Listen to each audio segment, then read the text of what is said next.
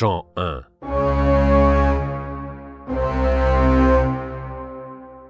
Strophe 13. Le frère de la sangsue marchait à pas lents dans la forêt. Il s'arrête à plusieurs reprises, en ouvrant la bouche pour parler. Mais chaque fois sa gorge se resserre et refoule en arrière l'effort avorté. Enfin, il s'écrie « Homme !» Lorsque tu rencontres un chien mort retourné, appuyé contre une écluse qui l'empêche de partir, n'aille pas comme les autres prendre avec ta main les vers qui sortent de son ventre gonflé, les considérer avec étonnement, ouvrir un couteau, puis en dépecer un grand nombre, en te disant que toi aussi, tu ne seras pas plus que ce chien. Quel mystère cherches-tu? Ni moi, ni les 4 pattes nageoires de l'ours marin de l'océan boréal n'avons pu trouver le problème de la vie. Prends garde, la nuit s'approche, et tu es là depuis le matin. Que dira ta famille, avec ta petite sœur, de te voir si tard arriver? Lave tes mains. Reprends la route qui va où tu dors. Quel est cet être là-bas, à l'horizon, et qui ose approcher de moi sans peur, à saut oblique et tourmenté? Et quelle majesté, mêlée d'une douceur sereine. Son regard, quoique doux et profond. Ses paupières énormes jouent avec la brise et paraissent vivre. Il m'est inconnu. En fixant ses yeux monstrueux, mon corps tremble. C'est la première fois depuis que j'ai sucé les sèches mamelles de ce qu'on appelle une mère. Il y a comme une auréole de lumière éblouissante autour de lui. Quand il a parlé, tout s'est tu dans la nature et a éprouvé un grand frisson. Puisqu'il te plaît de venir à moi, comme attiré par un aimant, je ne m'y opposerai pas. Qu'il est beau. Ça me fait de la peine de le dire. Tu dois être puissant, car tu as une figure plus qu'humaine, triste comme l'univers, belle comme le suicide. Je t'abhorre autant que je le peux. Et je préfère voir un serpent entrelacé autour de mon cou depuis le commencement des siècles que non pas tes yeux. Comment? C'est toi, crapaud, gros crapaud, infortuné crapaud. Pardonne, pardonne. Que viens-tu faire sur cette terre où sont les maudits? Mais qu'as-tu donc fait de tes pustules visqueuses et fétides pour avoir l'air si doux?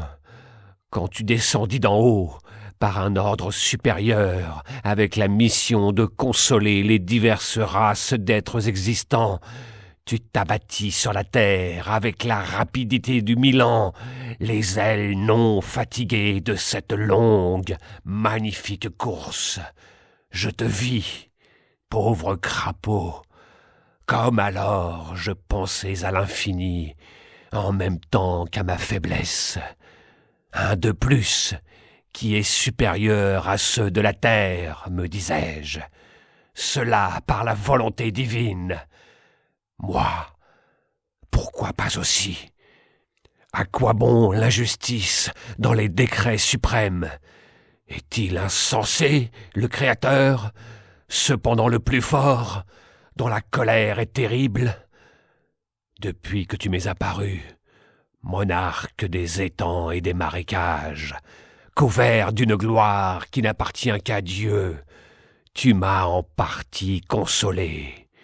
Mais ma raison chancelante s'abîme devant tant de grandeur.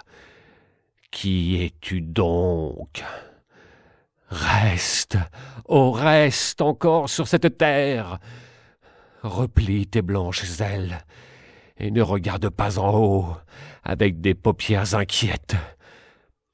Si tu pars, partons ensemble.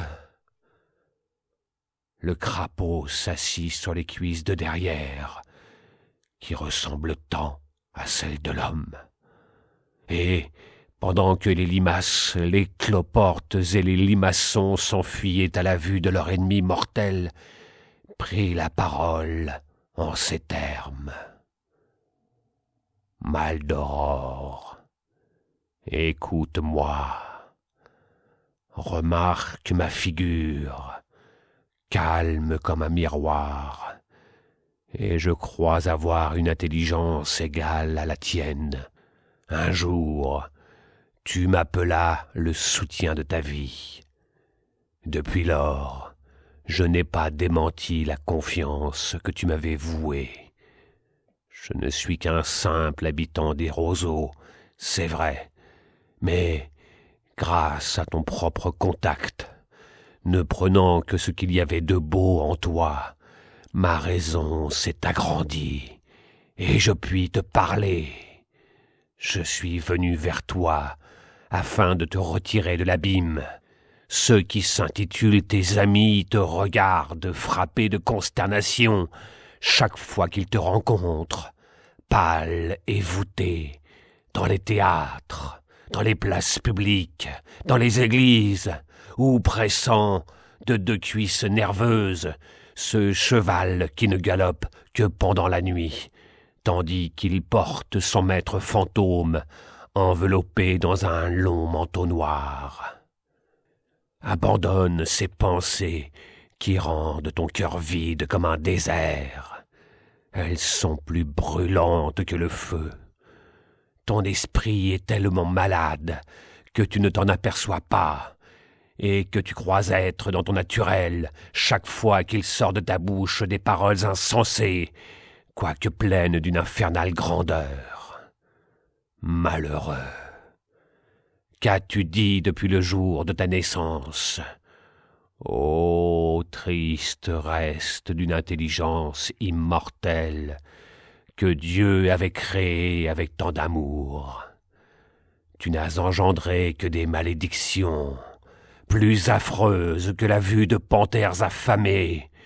Moi, je préférerais avoir les paupières collées, mon corps manquant des jambes et des bras, avoir assassiné un homme, que ne pas être toi, parce que je te hais.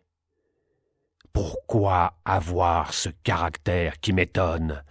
De quel droit viens-tu sur cette terre pour tourner en dérision ceux qui l'habitent, épave pourrie, ballottée par le scepticisme?